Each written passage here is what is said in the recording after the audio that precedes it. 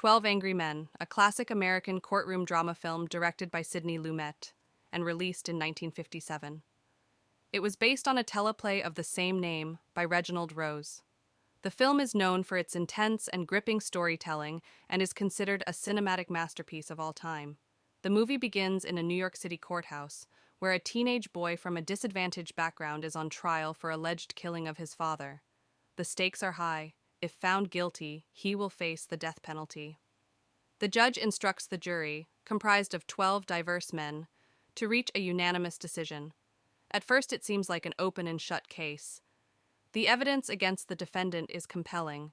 Of thin air, all but one juror, Juror 8, played by Henry Fonda, is defending the boy. Juror 8 is the protagonist of the story and becomes the voice of reason and doubt. He believes that there is reasonable doubt in the case and that the defendant deserves a fair deliberation. As the deliberations begin, Juror 8 explains that his doubt stems from the fact that the defendant's life is at stake and they should not rush to judgment. He proposes that they discuss the evidence in detail. This initiates a tense and compelling examination of the case. The first piece of evidence is the murder weapon, a unique switchblade knife that Juror 8 has acquired. He demonstrates that anyone could have obtained a similar knife, weakening the argument that the weapon was one of a kind. This starts to sway some of the jurors towards reasonable doubt. One Juror 3, played by Lee J. Cobb, emerges as the main antagonist, vehemently arguing for the defendant's guilt. He has a personal vendetta against his own son, which influences his stance on the case. Juror 8's persistence in questioning the evidence and the credibility of witnesses begins to chip away at Juror 3's resolve. The jurors examine the testimony of an elderly neighbor who claimed to have seen the murder through her window.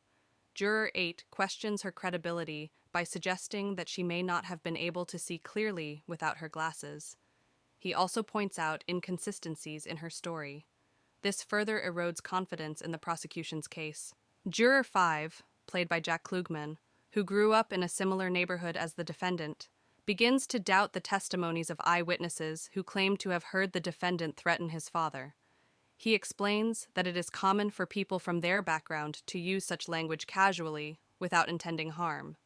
Juror 9, played by Joseph Sweeney, an elderly juror, adds to the growing sentiment of reasonable doubt by sharing his observation that the defendant's lawyer didn't put up a strong defense, perhaps due to a lack of interest in the case. This raises questions about the quality of the legal representation the defendant received.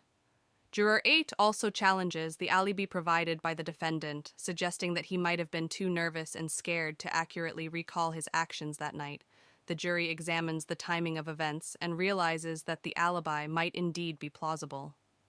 As the deliberations continue, Juror 8's calm and logical approach begins to sway more jurors towards acquittal.